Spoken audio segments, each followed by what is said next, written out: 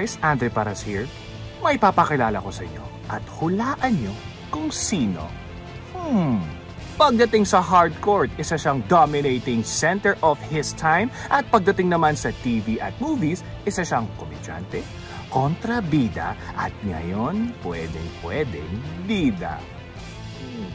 Ladies and gentlemen, let me introduce to you our Papa Bear, Benji Paras. Tita Corina, handa ka na ba? Dito lang yan sa Corina Interviews.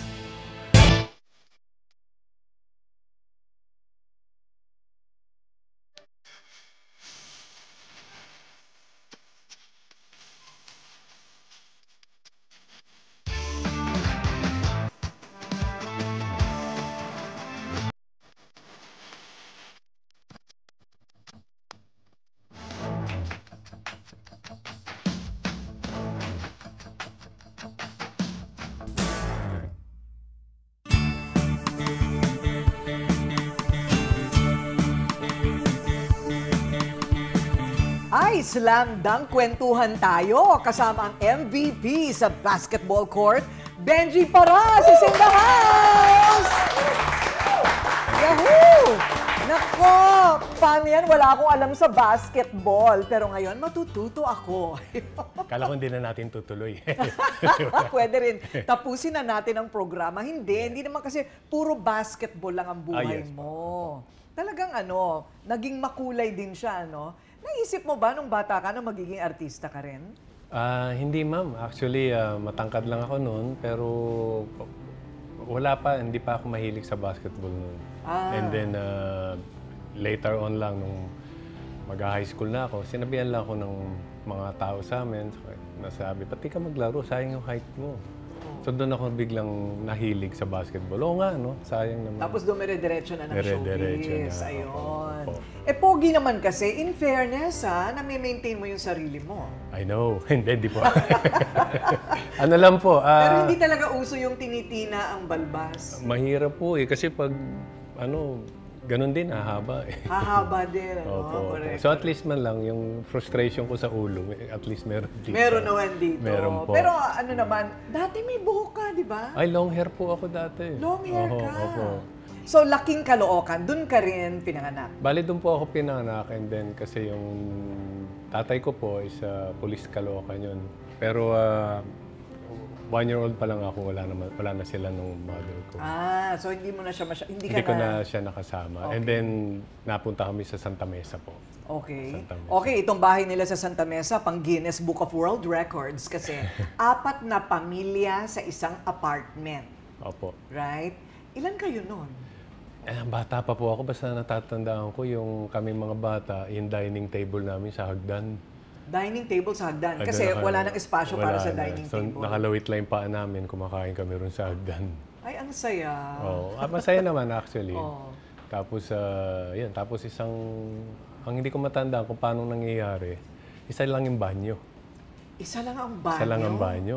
Oo. So, baka may butas doon sa loob, pero kumakalkal ng butas sa labas. Hindi ko nga alam eh. So, ang tatandaan ko lang is yung mga pinsang kong malalaki na paggising, diretso na sa labas doon sa bakanting lote. Ay. So siguro dahil magsasabay-sabay. Siguro ang tataba ng halaman doon.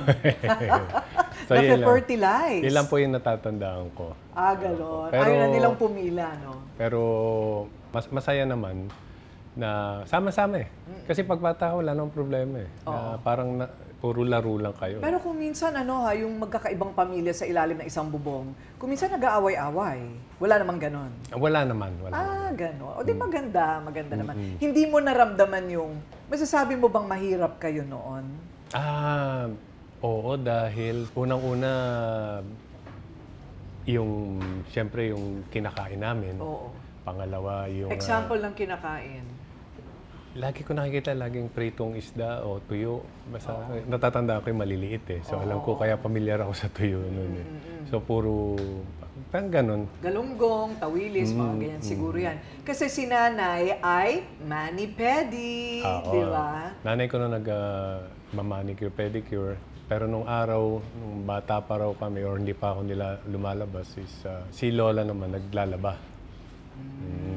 maglalaba. So manicure, pedicure, labada, medyo mahirap talaga. Ilan kayong magkakapatid? Dalawa po. Dalawa lang naman. Dalawa lang. Pareho kayong matangkad? Yung ate ko is about 5'7". Ay, matangkad. Matangkad din. Oo, matangkad din. Sino sa magulang mo yung matangkad? Yung mother ko po kasi, ano siya, GI baby. So, half American. In lola ko yung pure na Pinoy. And then yung father ko, pure na Pinoy din.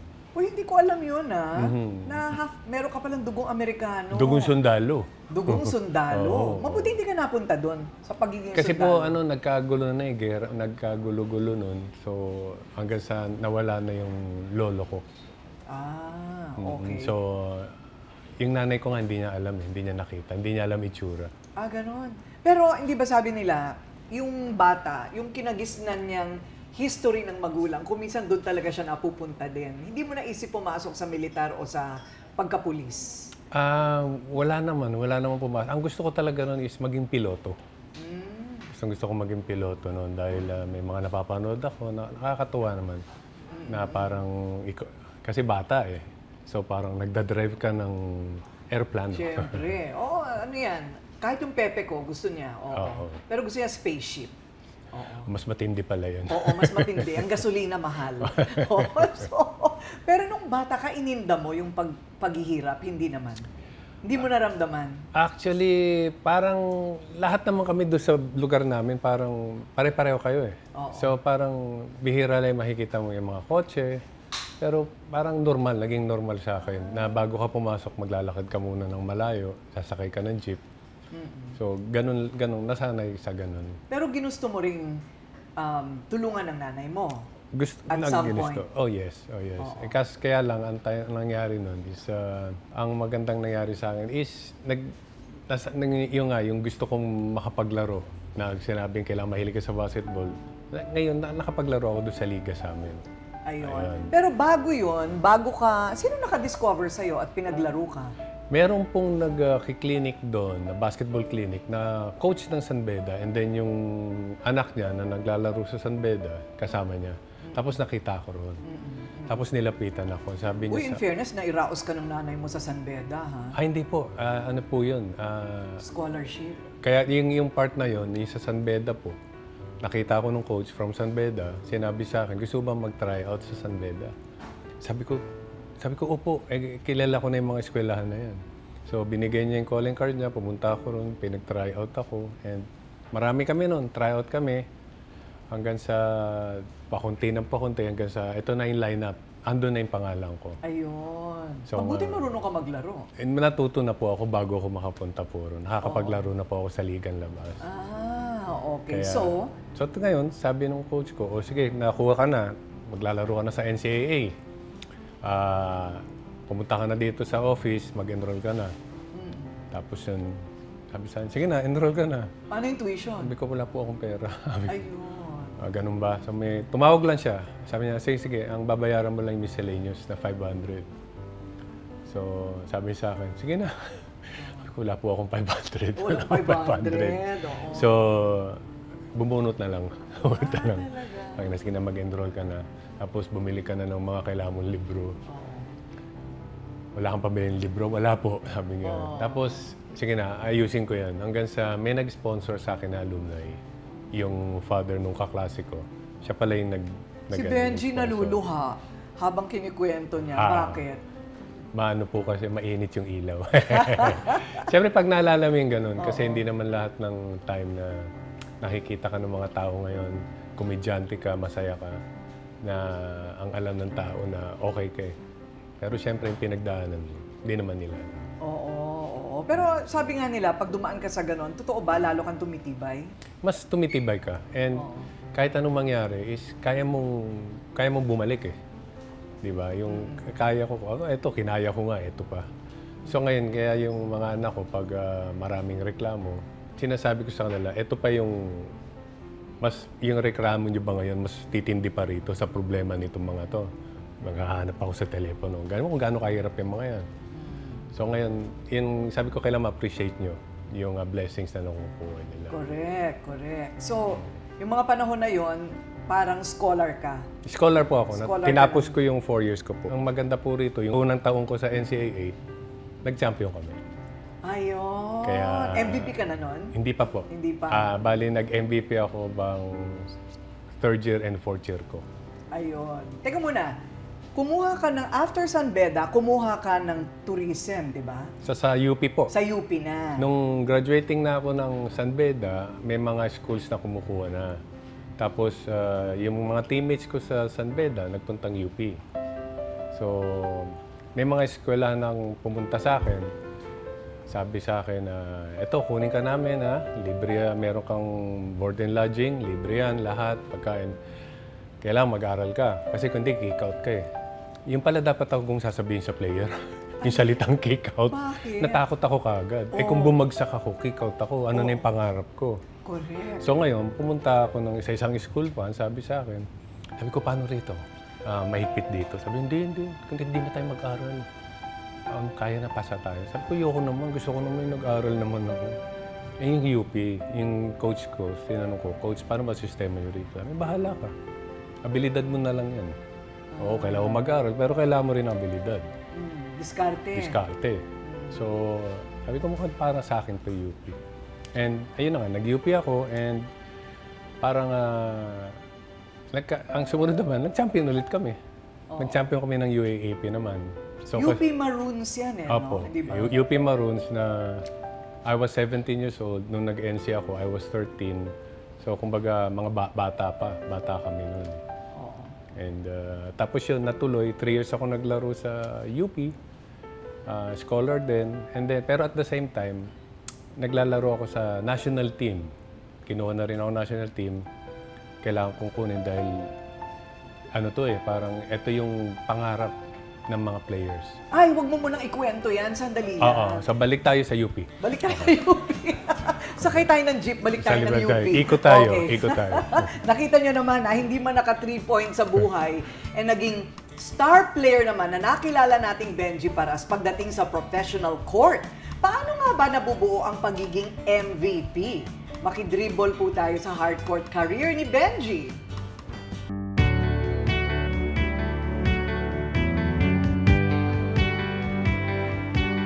Palay up na ang professional basketball career ni Benji at this point. Ayan. Biro nyo, yung hindi ba yung UP Maroons, after 47 years, tsaka lang nag-champion ulit nung kasama ka na. Yes.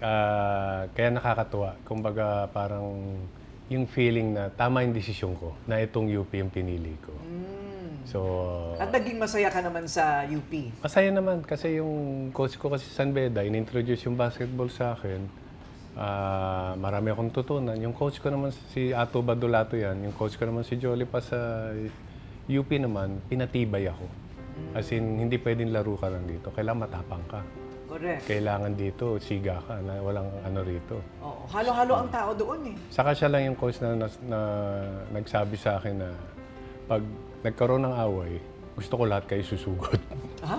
So parang kanya ganon, hindi pwedeng hindi. Walang iwanan. Walang iwanan tayo. So, totoo. Kaya yung basic, yung ano lang, inano ko lang yung paano niya ako pinatibay. Noong mga panahon ba na yon, uso pa yung rambulan sa basketball? Kasi maswerte nga ngayon eh. Kasi ngayon pag may halimbawang sinuntok ka, nire-review ng committee. Daming camera eh. So, pwede ka ma-expect. Thrown out ka kagad. Thrown out. Eh, nung araw, wala mo nakakita yung camera, dadalawa lang yung katatatlo yung camera. Hindi nakikita. So, nakasama ka na sa Rumble? Nagkaroon na ng Rumble dati. Totoo? So, nasuntok ka na rin ng big time? Meron, nasuntok na rin ako. Maraming beses na. Tsaka lahat kayo matatangkad, ano? Nagkakaabutan talaga, ang haba ng mga bihas eh. Diba? Saka matatapang din yung mga kalaban. Ganun din. Correct. But biro mo, after 47 years, naging champion ulit. So, I guess, kung papipiliin ka ng mga favorite shining moments mo, siguro isa yun. Ano? Isa yun. And of course, yung una, yung San Beda na first time ko nakapasok sa ganong school. Ayun, oo. Kasi private. Yes, diba? private. So, teka muna, natapos mo ba yung tourism mo? Natapos, ganito po kasi ang playing years sa UAAP, 5 years. ngayon naka 3 years lang ako dahil nag-pro ako kagad. Pero pinilit kong tapusin dahil nung nag-pro na ako, kinausap ko yung nanay ko. Nasa Australia na siya noon eh, sama na nung ate ko. Sabi ko, Ma, sa ano na ako, pro na ako. May pera na. Sabi ko, padalang kita dyan. Sabi niya, hindi, wag, ano lang, pilitin mong graduate. Tapos sabi ko, ayaw mong pera na lang. Kasi ayoko na mag-aral eh. Correct. Nakakapagod na rin ako dahil tatlong teams yung nilaruan ko noon. Naglaro ako ng UP, national team, saka amateur team. Tatlo yung practice ko rin sa isang araw. Wow. Tapos pumapasok pa ako sa school. Wow. So ngayon... paano mo nagawa yun? Hindi ko rin nga po alam. Yung before practice ng UP, kasi yung practice ko is 7 to 9, 12 to 2, saka 6 to 8. Yung between 2 to 6, nasa UP pa ako noon, pumapasok ako. Grabe. Pero pag bata ka kasi, yung stamina mo talagang sobra-sobra din. Pero wala ka ng buhay. Talagang sacrifice. Oo. Talagang Kasi, laro. Oo. Laro, aral, tulog. Laro, aral, Kasi tulog. may araw na wala kayong pasok. Labas tayo. Hindi na, tutulog ko na lang. Oo, parang tutulog mo na lang. Gano'n na lang. Maybe it's in the genes. Kasi may halo ka din ng genes ng kano. Yung stamina mo, kinaya. Diba? Pwede rin. Pero yung mga kasama ko, wala namang excuse na gano'n. Oo, gano'n no? din kalalakas eh. So Correct. talagang yung ano lang, yung perseverance. Pero balikan ko lang yung kabataan mo hanggang sa nagtagumpay ka na nga no, sa pagbabasketball. What does it take? Yan ba ay sa pangaral ng magulang? Yan ba ay dahil ipinanganak ka na, yun ang karakter mo? Pero ikaw meron kang pangarap, paano nabuo yun? Yung sa sinabi nyo, pareho yung dalawa eh. Dahil doon sa pinagdaanan ko na ang hirap bumalik. So gusto mo naman makaahon. Lagi naman yan gusto natin makaahon sa kahirapan. Yun yung naging motivation ko. And then yung nanay ko naman tumutulong. Na she keeps on reminding me na ang hirap ng buhay natin. Ayokong maranasan yun, naranasan ko na ulit. So, hindi ako nakapagtapos, pilitin niyo makapagtapos, pag-aaral. Ayun, so parang natanim na, kailangan magtapos ako. Yes, kaya nung sinabi ko sa kanya na kung gusto niyang padalang ko siya ng pera, sabi niya, wag, basta gusto ko makita diploma mo. Ay, ganon. Okay, so yung kumikita na ba kahit UAAP? Meron kaming, ang allowance ko noon is 1,000. Aman? Scholar pa ako noon eh. Oo. So, pamasahe. Mura lang na may ano doon, pamasahe lahat. Tapos, ano ako noon, nasa national team, sweldo yata namin noon, 1,500. Oh. Tapos yung Grabe. sa amateur, ganun din, may 1,500 din yata. Oh. So, yan, napagkakasya naman. So, yung nanay mo sabi, sa'yo na yan. Diba? Tapos nung nag-PBA ako, medyo malaki na. Ayun. Yun ang tanong. So, mula sa tourism, hindi na nga natuloy yung pagiging tour guide mo. Wala, hindi na natuloy. Pero natapos ko yung, nakagraduate Natapos ako. mo. Okay. So, hindi ka na magugutom talaga. Yun yung nanay ko, sa aking ate ko, nasa Australia, sa aking lola ko. So, talagang bumalik sila para lang maka-attend ang graduation ko. Talaga ba? Tuwan-tuwa. Yun lang yung gusto ng nanay ko. And Bakit tourism happy. pala? Bakit tourism? Marami kasi akong gusto ko talaga ng fine arts at that time. O kaya business something. Kaya lang, baka mahirapan ako. Dahil sa load ng mga gagawin. So ngayon, tourism. Tapos sabi sa akin nung teammate kong isa, tourism ka lang. Kami tourism eh. Sabi ko, bakit okay dyan? Ang daming babae rito, tourism eh, sabi sa akin. Sabi ko, sige na nga. Is tourism, ganun. Napilitan ako. Napilitan ka sa dami ng babae. Pero hindi. Pero nakita ko naman na maganda. Ayun. So, mula tourism, paano tayo napunta sa PBA? Ito na yung pangatlong taong ko. Ano na yung age ko na pwede na ako magpa-draft sa PBA. Tapos, una nagpa-draft kasi mga kasabayan ko noon, sila Alvin Patrimonio, nauna sila Jericho Dinera, nauna sila ng 1 year sa akin. Sabi ko, ako rin gusto ko ng pa-draft. Sabi, hindi, bata ka pa. Hindi ko na kaya, pagod na ako. 3 yung ensayo ko eh. Pag nag-PBA ako, 1 lang ensayo ko. Correct. So, ayun. Bakit ilang taong ka na noon?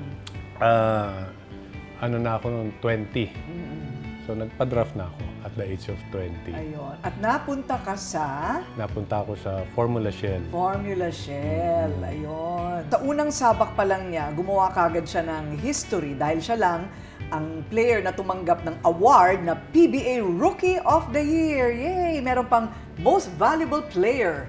Same year, 1989. Same year yun. And kaya pag tinatanong ako, ang sinasabi ko lang yung basketball naging destiny ko.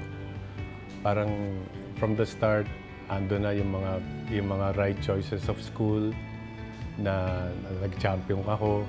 Tapos, and then nung national team, nakapag-champion ako. National team, amateur, nakapag-champion, nakapag-MVP rin. And then itong sa PBA, na nagkaroon ng record, sabi ko, destiny yung basketball sa akin. Parang binigay sa akin. Parang para sa'yo talaga yung journey na yon, ano? Yes. Doon ka dinala, Yes. doon ka talaga dinala. Si Benji po ay nasa PBA 25 Greatest Players of All Time. Next! Ano na ang feeling nun? Parang ano? Parang matanda na kasi napunta ka na ron. Icon ka na nga eh. Pag sinabing icon, di rin ako natutuwa eh. Pag sinabing icon, parang kang galing pyramid. Ito icon to. Para kang nahukay. Para kang nahukay. Ay, okay. Pero ibig sabihin naman nun, yung journey na ginawa mo, tama. Oo. At titingalain, magpakailanman, Nax, di ba? Two-time Most Valuable Player awardee din siya. So ito talaga ang binigay para sa kanya. Pero meron ka bang mga highlights, yung mga laro na nakatatak sa isip mo? Ang sa akin lang is during my first game sa PBA. Kasi ang kalaban ko nun, San Miguel, Simon Fernandez. Simon Fernandez, yung paborito kong player. Nung bata pa ako, natatandaan ko nung pupunta pa ako ng Araneta, hindi para manood. Antayin silang bumaba ng coaster, tapos sisili, tapos kakaway, tapos uwi na ako. Ayun. So, nung nakita ko siya, parang, ano ba sabihin ko? Sabihin ko, paborito ko siya? Oo, kamayan ko siya, kalaban ko. So, ganun ka, hanggang sa sama ng laro ko, talo kami. Pero, ayun lang, doon ko na realize na hindi, kailangan maglaro ka. Na ano lang ako, na first time ko sa PBA, na starstruck ako. Na starstruck ka kay Mon Fernandez. Ayun. Okay. So, medyo fail. Fail tayo doon. Pero memorable. Memorable Ano sa akin. naman yung memorable na ano naman, wagi? Yung sa akin, ito nga yung nagkaroon sa sarili ko is being the first rookie in MVP. Kasi bihira na may nakakagawa nun. So, ito yung tumatak din. Kumbaga hanggang ngayon, di ko makalimutan. Correct. Nagtuloy-tuloy, ano? Nagtuloy-tuloy kasi, eto yung mga numero, 10,322 career points in 574 games. Siyempre, kayong mga mahihilig sa basketball na nakakaintindi nun.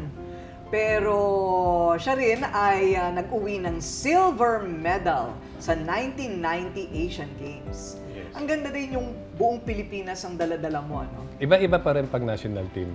Kasi Oo. alam mong wala ka namang kikitain dito eh. It's about the representing the country, playing with the national flag na nakadakit sa damit. Yun lang yung panlaban mo talaga. Ang galing, silver medal, Oo. Sinong, pagkagayang buong team, isang silver medal, ano yan, pasapasahan kayo? Hindi, lahat kami meron. Lahat kayo meron. Ay, ang ganda. Pero before that, meron pa akong wala pa. Kasi nung time na yan, ito yung first na ginawa ng Pilipinas. 1990 yan, pinadala yung mga PBA players. Usually kasi ang national team, ang pinapadala nila, mga amateurs. So, first time ito, mga PBA lahat yung pinadala. Ayun, okay. Pero sa puntong ito, para siyang, ano ba, nag-burnout ka ba? Parang 1989, 1990. Sa bagay, tuloy-tuloy naman yan, di ba? Tuloy-tuloy naman yan. Ano yung nag-retire ka ng 2003? Ang aga naman. Noong 2003, parang naka 15 years na ako noon eh. So parang, ang dami na rin kasi akong injury. And then, naisip ko na mahirap pilitin. Kasi, ano lang, unang-una, hindi na ako nag-enjoy after ng every game, every practice, may masakit sa akin. So sabi ko... Ano ba ang sa palagay mong retirement age dapat talaga? O karaniwang retirement age ang basketball player? Sa akin kasi pagdating ng 35, okay ka pa eh. Kaya lang, medyo napapansin mo na, uy, may mga iba ng Nararamdaman. Or may iba nang nakakagawa ng ginagawa ko. Hindi ko na mapigil, ganito, ganyan. So, aabot ka pa ng matagal. Kaya lang, medyo hindi ka na ganung katulad dati. So, parang sa akin kasi parang siguro it's about time to retire. Pag ganung age na. At least man lang, mapahinga na yung katawan mo. And kasi sinabi sa akin ni Kuya Abit Kidabe na tanda mo, pag edad mo, pag retire mo, sisingilin ka. And gano'n na nga, dahil may lalabas na sakit sa katawan. Oo, totoo talaga yan. Doon sa mga bugbog. Hindi mo naramdaman nun kasi malakas ka pa. Correct. Kaya parang lang yan, parang yan ang nangyayari talaga sa mga atleta. Yes, no? yes. Whether it's soccer, nagnini replacement na kagad yung mga yan, ano? Totoo yun. Especially boxing. Boxing? So, kailangan talaga mag-retire ka na dahil pag tagal-tagal, meron magkakaroon din. So, meron ka namang protocol sa sarili mo para medyo maghilom yung katawan mo? Ano lang ngayon health kasi... conscious ka? Oo, nagbawas na rin sa meat. And then, diet. Tapos, yung exercise, pero wala nang running. Panay stationary bike na lang. Para hindi na mabugbog yung tuhod. Correct. So, yun na lang. Oo. Wala ka pa naman tiyan. Meron naman. Meron. Konti lang. Kahit pa paano, konti. Oo, kasi masagana ang buhay niya ngayon. Hindi kasi hindi maganda sa TV. Correct. So, iniingatan ko lang kahit pa paano. So, yung kinikita mo noon, syempre, from 1.5, gumanda na yung kita mo, syempre, gumanda national na, team, PBA. Saan mo nilagay ang pera mo? Tinabi lang. And una kong, yung inuupahan kong townhouse, nung naglalaro ako, binili ko na lang nung nag-PBA na ako. Tapos pinaayos ko. Then eventually, lumipat sa ibang bahay. Ganun. Yung mga basic. Mga basic. Yung mga basic necessities. Hindi nga ako bumibiling brand new na kotse nun. Ganon. Panay second hand lang. Oo, why not? Why not? Oo, tama naman yun. Parang naisip mo rin sayang yung depreciation. Correct. Napaka-responsable naman pala ni Benji Paras. Kasi paglabas mo naman ng kotse, paglabas, yung mukha ko naman titingnan. Di naman yung kotse. Tama. Yun yung emblem. Yun na yung magdadala dun sa sasakyan kahit kakaran-karan. Ang dami mong babasa akin ito. Okay, mula sa pagiging star player, eto na, ayaw na daw niyang maglaro. So, ang kanyang naging court ay ang court ng showbiz. Paano naman siya na-discover sa show business? Ayan, nagpapatawa ka ba sa court? Actually, nung high school ako, ang kaklase ko, si Herbert Bautista. Ayun na. At dyan na po tayo magbibitin. Pag-uusapan natin paano siya naging komedyante. Aha, si Herbert Bautista pala ang may kasalanan kung bakit ka naging komedyante. Pero bata ka pa lang, kalatawa ka na siguro. At yung mother ko yung pinaka-komedyante sa amin. Talaga ba? Mahilig siya magpatawa. Tapos nung napunta akong San Beda, eto na, naging kaklase ko si Herbert. So, and then, siyempre, puro kalokohan, tawanan. Ano yung bigyan mo? Hello, Herbert. Tapos, ang liit ni Herbert. Tapos yung ginawa kong movie, kami pandalawa magkasama, yung first na movie ko. During that time, that was 1992, na nagkaroon ako ng problema sa team ko sa Shell, na yung contract, nagkaroon ng problema, I decided not to sign. Sabi sabihin, if I didn't sign, wala akong sweldo. So, hindi ako naglalaro, wala akong sweldo. Then, eksakto, tumawag si Kuya Mon Salvador from Movie Stars. Sabi niya, may naisip akong concept sa inyo ni Herbert. Baka gusto mong pakinggan. Tumigil ka na ng pagbabasketball at this point? At that point, kasi hindi kami nagkasundo sa contract. Sabi ko, sige, kasi wala nang sinesweldo. So, maganda naman yung offer. Tapos, ginawa namin. Tapos, nag-hit yung Dunkin' Donato, yung first movie namin ni Herbert. Ano pangalan? Dunkin' Donato. It's about basketball. Manong, pwede ba palit naman tayo? Pagod na ako eh. Ay, hindi pwede dahil kasama sa training mo to eh. Ito tinatawag na weight training. Kaya, sige na, para tumibay yung tuhod mo. Dali! Dali! He! Ha! Hu! Ha! Ha! Ha! Ha! Ha! Ha! Hu! Ha! And doon na to, nearing the finish line! Finish line! Ha! Ha! Ha! And then, sila Mother Lily noon, una kasi gumawa na sila ng movie with Jericho Diniera, Alvin and Bong. Ayun. Sabi ko nga kay Direk kanina, si Mother Lily ang unang naka-discover na pwedeng gawing artista ang mga basketball player? Kasi hindi mo na ipopromote. Oo, mga sikat na kayo noon. Yung basketball, sikat noon eh. Correct. Paano kayo pinili? Dahil pogi, gano'n? Yeah. Huwag ka na kaya. Hindi. siguro yung height namin pare-pareho and then pinili ni Mother yung mga... Siguro yung mga bukang bibig, di ba? Oo, yun. Mga bukang bibig, oo. So, yun. And sinabi ko, hindi lang naman kami yung first dahil sila Coach Sonny Jaworski dati, gumawa na rin ng mga movie yan. Sila Atoy ko, marami nang ginawa. So, natuloy lang dun sa amin nung time. At doon ka na talaga napunta sa comedy? Sa comedy na. Never ka nag-kontrabida? Nung mga tumagal-tagal, nung mga nag-retire na ako, may mga ginagawa kang ganito, bibigyan ka ng role, drama, ganyan.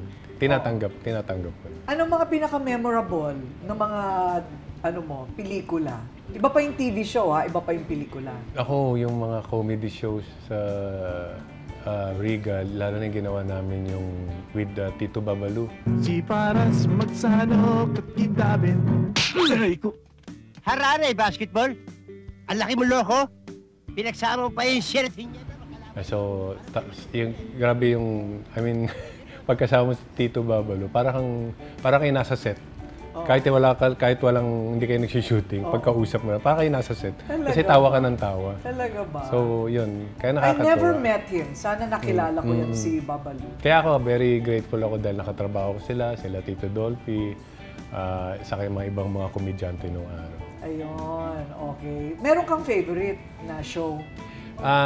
Yung show namin noon nung ginawa yung sitcom is yung Lagot Ka. Kakasama kami nila. Kasi after Palibasa, ito na yung pumalit eh.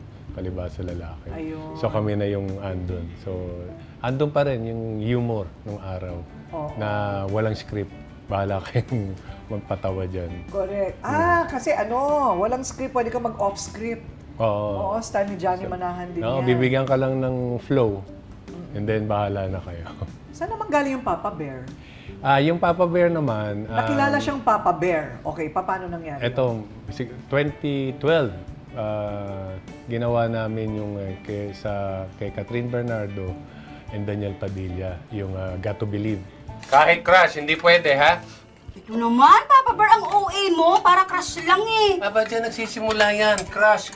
Pagkatapos magiging kayo na. Ako yung tatay ni Catherine. So, siya yung baby bear, ako yung Papa Bear, then si Manilyn yung Mama Bear. So, yun ang naging tawagan namin. Ayun. So, doon ka nakilala. So, doon nakilala. Ang dami naman pala eh. Lagot Ka, Susumbong Kita, Got to Believe, Encantadia, Pepito Manaloto. Puro iconic din, maraming mga guestings, marami. Nakakatuwa rin. Napasama ako. So, basketball versus showbiz, anong mas malaking kita? Actually, napagsabay ko yan. Kaya lang, ang basketball kasi may age limit. Hindi ka naman forever a basketball player. Ang showbiz naman, as long as alagaan mo yung sarili mo, tatagal ka. Correct. So, na-enjoy mo na rin? Na-enjoy ko na rin. Hanggang ngayon, artista ka pa rin hanggang ngayon. Na-enjoy ko na rin. And minsan, marami mga kinuha rin ng mga hosting. So, masarap din. Subukan lahat. Correct. Bakit sa palagay mo, Benji, yung kasikatan ng mga basketball player, kaya nga kayo ginawang artista, di ba, ni Mother Lily, kasi sobrang sikat. Pag sinabi mong Alvin Patrimonio, di ba, parang kahit hindi artista, parang tinitilian, kilala ng lahat. Robert Jaworski, Atoy ko, mga panahon na yon. So, bakit ngayon, ewan ko lang ako lang ba ito, parang hindi ganon yung star power ng mga basketball players today? Nung araw kasi, you will save money either to watch a movie or watch a basketball game. Tapos, hindi pa pwedeng walang replay nun. Correct. So, kailangan mapanood mo. So, kahit sa TV, kailangan on time ka. So, kailangan pinapanood. So, ngayon, eto na. Dumating na yung internet, dumating na yung cellphone, dumating na lahat. And then, nakakanood ka na ng mga NBA, nakakanood ka na, panoorin mo to. Hindi, pwede naman natin panoorin mamaya yan. Hanggang sa umabot na sa ganun. Ayun. So even not only in basketball, pero even in showbiz, medyo bumaba din. Oo. Actually sa akin, because of that. I think so too. Agree ako dyan. Kasi parang sobrang dami ng pagpipilian. Yes. Sobrang dami ng mga sports. May mga bago pang sports na iimbento ngayon. Exactly. Oo. So, ang dami na rin mga star in small niches, no? Ang volleyball, palagay mo ba, mauungusan ng basketball sa mga Pilipino? Sa ngayon kasi nakita natin na grabe na yung acceptance ng mga tao. Sa pag nanonood ka ng volleyball team, madaming nanonood. Dami ng mga followers, madaming mga fans, sikat na yung mga players. And they're earning good also, magaganda. And they're getting endorsements also. Oo. So, ibig sabihin, effective sila. Correct, correct. Pero palagay ko, ang basketball, forever yan talaga sa Pinoy. Sa bawat barangay, wala ka naman makitang volleyball court. Lahat ng pupunta mo, lalo na sa probinsya. Oo. Grabe, basketball pa rin. Oo. So pag ikaw nag-iikot sa probinsya, nahahamon ka pa rin na mag-shoot sa mga court doon? Mas actually, kahit may kasama kang artista, mas pabor kasi yung mga, lalo na yung mga lalaki, mga tricycle driver, mga kung saan-saan, mapupunta ka, basketball pa rin yung mga yun eh. Oo, basketball pa rin. So yun yung lagi kong makakausap minsan, kakwentuhan. Oo, tsaka kayo pa rin yun. Sila pa rin yung sikat.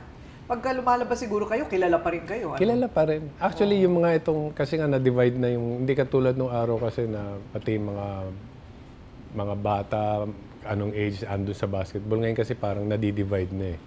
Dahil nagkakaroon na nga, yun nga, yung sa internet, sa social media, masyado na nakafocus sa iba yung mga bata. Ayun. So, talagang parang, nagbabago. Ang napansin ko sa akin siguro, they don't watch the whole game. They watch highlights na lang. Highlights Tinatamad na silang panoorin yung Oo, So, hindi sila tumatagal. Correct, correct. Ano kaya magiging epekto nun sa tao, ano? Yung ayaw nang manood ng buo? Sa akin, yung patience nawawala. Oo, I think so, no? Nawawala. Diba? Yung patience, tsaka yung paano ka umabot from point A to point B. Kailangan... Kasi yung mga anak ko, nanonood kami ng movie. Mamayang konti, naka-cellphone na eh. Ano na, hindi na nila, medyo plateau yung pinapanood, ayun na. Naku, nagiging distracted, no? Distracted Attention deficiency. Yes, totoo yun. Parang ganon, okay. Pero, eto na. Pag sigaw ng cut ni Direk at tapos na ang laro sa court, sino nga ba si Benji Paras? Nagluluto ka ba? Nagluluto rin sa bahay. Minsan pag kami ng mga anak ko, papaluto. Kaya ko naman, mga simple lang, mga pasta, mga ganyan. Mga ganon. O mamaya alamin natin kung sino siya. Mga tips naman niya sa buhay ang malalaman natin.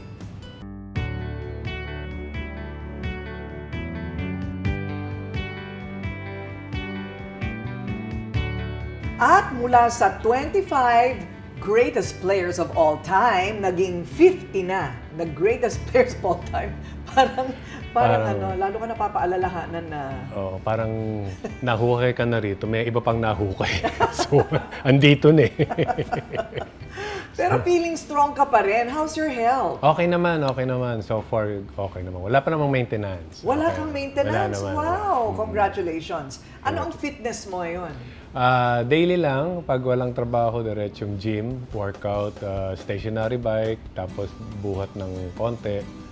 And then, ayun, uwi and konting diet. Ayun. Sa kinakain, anong iniiwasan mo? Iniwasan ko na yung red meat. Pero hindi naman iwas na iwas. May time na kumakain ng konti. Kailangan mo yan para sa muscle mo. Konti-konti lang. Oo, di ba? So ano ka, you're conscious. Naging conscious na rin. Conscious ka. Oo, dahil may maliit ka pang anak. Yes. Pero bago natin pag-usapan ng mga chikiting niya, eto, nagkaroon ng 50 greatest players of all time. At ikaw ang nag-host. Yes, ito yung... Ikaw ba pinakamatanda so far? Hindi naman. Kaya lang, napasama. Oo, kasi even if you're still playing, you will be part of it.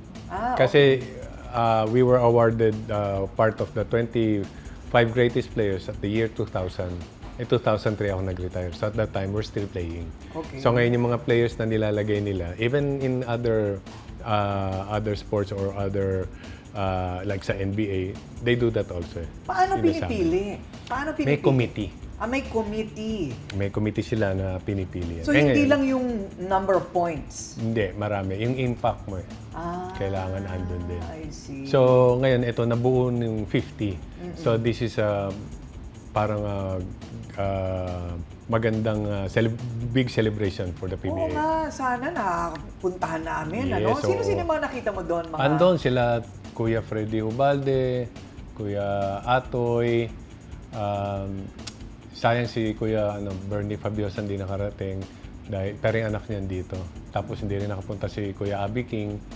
May nagkaroon ng issue lang. Tapos si Kuya Mon Fernandez naman nasa Cebu at that time. So anyway, pero nabuo naman yung ibang mga players andon. And then they decided na ako yung mag-host with Ma'am Chiki Roa. And, so wala naman kayong playoff doon? Wala naman kayong mga, alam mo na, exhibition? Wala naman. Puro mga highlights lang. Ayun. Ginawa lang sa isang hotel. Puro mga highlights ng mga... Mangyayari kaya na yung batch mo magkaroon ulit ng ng exhibition game? Kung PlayStation, pwede. Kami yung naglalaro. Pero kung kami maglalaro, baka wala na. PlayStation? Grabe ka naman. Parang kayo mga pwede siguro half court. Hindi na whole court para wala nang tumatakbo. O kaya nga, di ba? Ganun na lang. Okay. So, eto na. Paano siya maging tatay? Siya ay may 5 anak total. Yes. Okay. So, ang kilala natin kasi naging artista rin, si Andre. Okay. So, epekto mo yan sa kanya. Ang nangyari kasi una, talagang they're into basketball. Pero I didn't introduce basketball to them. Nagkataon lang na yung place na nilipatan namin is katabi lang yung isang tumbling lang yung basketball court na. So anyway, doon natuloy. And nung time na naglalaro sila, si Andre, hiningi ng GMA, pwede mag-guess, nakita namin may video yan, nagra-rap si So, sabi ko, Andre, ayaw ni Andre, sabi ko, hindi, may bayad, makakabili ka ng cellphone, sabi ko. Kabili ka ng cellphone, pinilit ko. So natuloy, tapos kinuha na siya, tuloy-tuloy siya ron hanggang sa binigyan ng break, binigyan ng teleserye, ganito, ganyan. Hanggang sa... Comedy rin ba siya?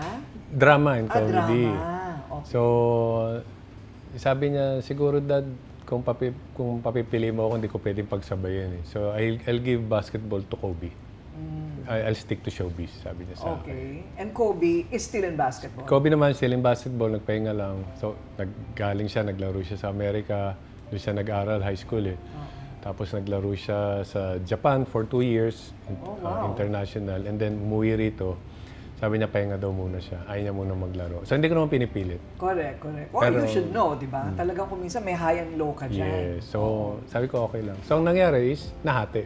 Isang showbiz, isang player. Isang showbiz, isang player. Oo, tama. Okay, so ito namang mga maliliit mo. Yes. Okay, isang... Parehong basketball. Yung 16 and 14 years old ko, si Riley and Sam. They're into basketball pareho. Parehong lalaki. Parehong lalaki. Matatangkad din. Yung 16 ko is 5'11", yung 14 ko is more than 6'1" na. Malaki rin. Bakit? Ang nanay ba nila matangkad din? Hindi naman. Siguro nakuha rin sa akin. Nakuha sa lolo mo? Malamang. 13 years old, 6'1"? 14, 6'1". 6'1 and a half. Eh, tatangkad pa yun? Baka umabot na lang. Sana tumangkad pa. Kailangan niya maging matangkad. Grabe. Then meron akong 8-year-old girl. And your 8-year-old girl, ano naman ang hilig? Model. Model. Yung nanay na nakikialam. Tapos, dinala ko volleyball. Tapos, pinat-training ko, gano'n. Tumawag yung wife ko, kamusta na? May pag-asa. Sabi ko, wala. Wala talaga. So, siguro antayin na lang natin. Mahirap yung pilitin eh. So, sa akin lang kasi gusto ko maging into sports. Kasi pag nasa sports ka, yung challenges, madadala mo yan eh. In That's real life. true. Alam mo, yan ang isa sa magandang aral sa interview natin ngayon. Na yung mga bata, pag tinulak mo sa sports, una, nagkakaroon ng disiplina, di ba? Lumalakas sila, nagkakaroon ng teamwork, hindi ba? Saka pag natalo, alam kung paano bumangon. Yes. Alam kung paano piliting manalo ulit. So same thing with life. Kaya nga sinasabi nila, the best subject na dapat you'll be serious in is math. Kasi problem solving. Problem solving. So, sabi nila, sooner or later, magagamit mo yan. Pero yung sports, importante talaga, no? Dahil sa, naiiwas pati sa bisyo. Exactly. Yun ang Diba? pinaka-importante. Yung inom, sigarilyo, drugs, tapos yung masamang pagkain. Yan, totoo yan. Iiwasan mo. Maiiwas ka rin sa barkada. Correct. Kahit papaano. And then, magkakaroon ka. Kasi, ganun yun eh. Magkakaroon ka ng, kumbaga, yung path, meron kang pupuntahan eh. Yung meron kang gustong marating. Yes. So, yung tindi ng hirap na pinagdaanan mo, parang yun na ang way mo na ituro o ilipat sa mga anak mo yung values, no? Yes. And, to push them into sports. Saka is, isa pa is, pag nakaipon, sinasabi ko lagi na mag-invest ka agad. So, invest ka agad sa properties. So, ayun, kahit pa paano naman nagawa na ng dalawa. So, ganun na lang ginawa. Kasi lumalaki yung Kasi sabi ko ngayon, ang hirap, gusto nila magnegosyo, ang hirap magnegosyo. Sa panahon ngayon. Yes. Hindi mo, at least ito, bumili ka, iwan mo na lang. Oo. Bumili ka ng parentahan mo na lang, at least magagamit mo yan. Correct. Ayun. Meron ka bang mga regrets sa buhay mo? Wala naman. Siguro lang yung masasabi, kasi yung nanay ko nagpuntang Australia, siguro lang kung hindi ako naging busy na nag-spend time pa ako, nakasama siya. Kasi nawala na siya noong year 2000. Ayun. O ngayon, pwede bumawi. Well, sana ngayon. Oo, sana, di ba? Oo, pwede pa yan. Habang may buhay, may pag-asa. Why not, di ba? At negosyante na rin siya ngayon. Papa Bear Garments. Ano naman yan? Yung ginawa namin na kwento ko kanina na teleserye with Catherine and Daniel, na Papa Bear ng tawag sa akin. So, sinubukan namin. Nagkaroon kami ng manufacturer na nakakilala. Tapos nag-usap kami. Sabi niya, pwede natin gawin to. Tapos, ayun, naisip na ilabas yung, pero online lang. Papa Bear shirts, shorts, hoodie, mga ganun. Okay naman so far. Talaga? Online yan? Online. Kaya lang, sabi ko nga, kailangan gawin pa natin yung way na magkaroon tayo ng maliit na store. Correct. Kahit saan. Ay, parang gusto ko yan. Titingnan ko yan. So, yes, meron ano mo lang, no? Hanapin mo lang Papa Bear Garments. Mapagitan. Ayun. Wow. Ang galing naman ng life story. Mula sa pagkain ng kanilang inuulam sa hagdanan. At ngayon, multimilyonaryo na siya. Hindi naman. Ano lang. Pero naka-elevator na lang. Hindi, joke lang. Pero mayaman sa pagmamahal, di ba? Importante naman is yung company ng family. Correct. Sa akin, importante. Totoo. I think importantly, the best revenge is a good life. Good life. That's the best revenge. Kaya yung health, importante. Uy, tayong dalawa, liliit pa ng mga anak natin. Saka importante rin is kahit hindi mo gusto yung tao, dapat let go and wish happiness for them. Oo, kasi walang kaaway. Kasi pag inisipan mo masama, parang tapos bigla naging successful, ikaw yung galit eh. So kailangan i-wish mo lang, i-wish them luck, wish them happiness. Pare-pareho kayo masaya. Ay, ang ganda ng kanyang formula in life. Yeah. O, itong lugar daw na ito ay wala pa daw bola na pirmado mo. Oo ano ba yan? May bayad ba yon? Oo, hindi, wala. Wala naman, syempre. Oy, mahal daw. Ito ang, ayun. Ayan. So, kailangan Ito po yung bouncer namin. Yan. Ayan. Kaya pala nagbabounce siya kanina. Oo, kanina pa siya tumatalbog-talbog dyan. So, pirmahan ko and then iiwan dito. Yes. Okay. Ang dami siguro nagpapapirma sa'yo ng basketball. Nung araw, yung kasikatan ng basketball, alam mo nung wala pang cellphone. Oo. So, magpapapirma dyan mga 300, 200. Puro pirma. Wow. Inaabangan. Wow. Walang picture. Kung 1,000 each, may 300,000 ka. Oo nga.